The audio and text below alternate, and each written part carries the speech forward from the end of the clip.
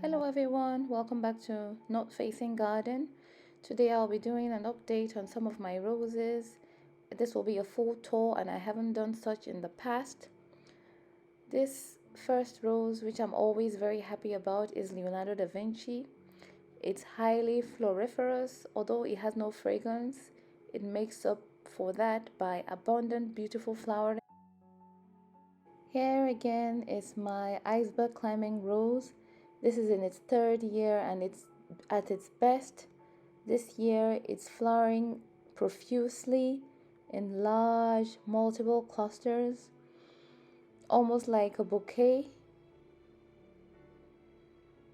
It's a beautiful one and it makes very good cut flowers. Quite blousy, it's white with a tinge of cream. It has a faint tea smell and it's continuously flowering throughout the season. Next to it in the tight corner is Eden Clamber or Pierre de Ronsard. Again, another beautiful rose which I just couldn't resist to include in my small garden. It's an excellent repeat flowering rose and it's very good cut flowers with good lasting times.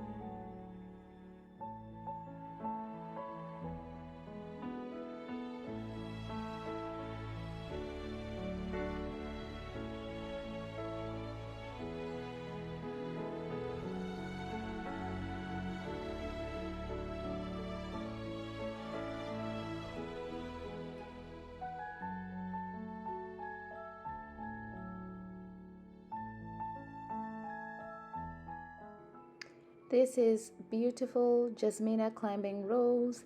It's flowering in multiple clusters of little globular shaped lilac flowers. It has a very sweet, a strong sweet apple smell, quite strong fragrance flowers. But mine is quite, the blooms are quite heavy and tend to knot downwards, although I'm sure as it matures it'll probably hold its own clusters.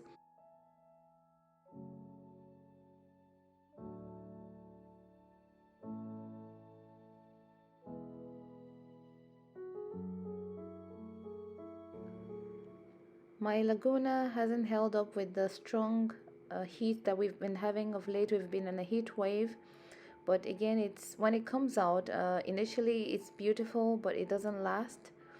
Ammadeus, on the other hand, has been quite weather resistant. The blooms have held up with their nice velvety structure.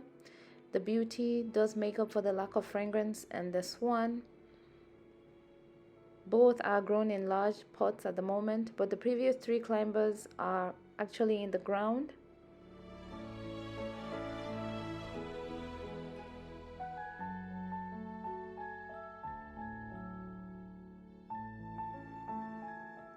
These are David Austin's Emily Bronte, beautiful as ever, tight clusters, English shrub rose with moderate to strong fragrance.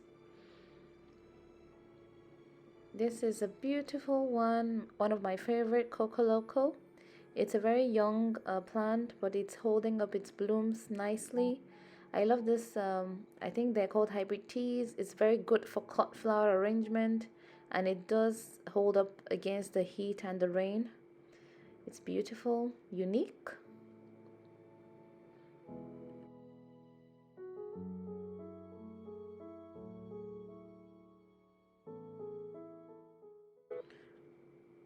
Roald is just coming into flower, and behind it is the lovely David Austin Eustacia Vi, which is also strong fragranced. Here is my arch.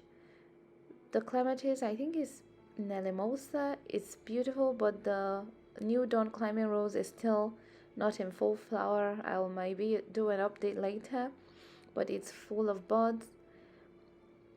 At the moment, I'm really enjoying the display on this Susie Rosie.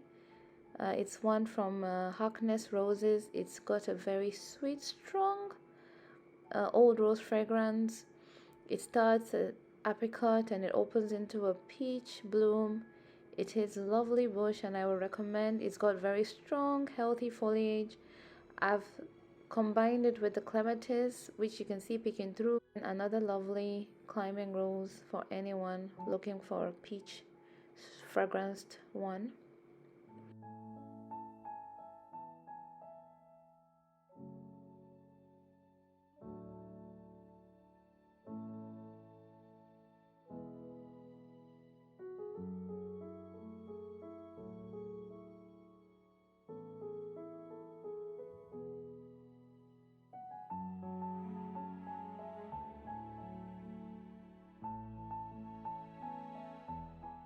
Here is another Leonardo da Vinci in a shrub form, not in full flower just yet. That is my stunning Princess Alexandra of Kent rose. Beautiful, beautiful, large, moderately fragranced blooms. I think Hands Off is the biggest bloom this year of all the roses. Quite peony like. The only downside is when it rains, the blooms easily get ruined. But lovely addition to any border and it will make a fantastic hedge. My desdemona has been marvelous this year. Abundant flowering, almost to the height of my shoulder, I think, and it's blooming throughout from the bottom to the top of the bush.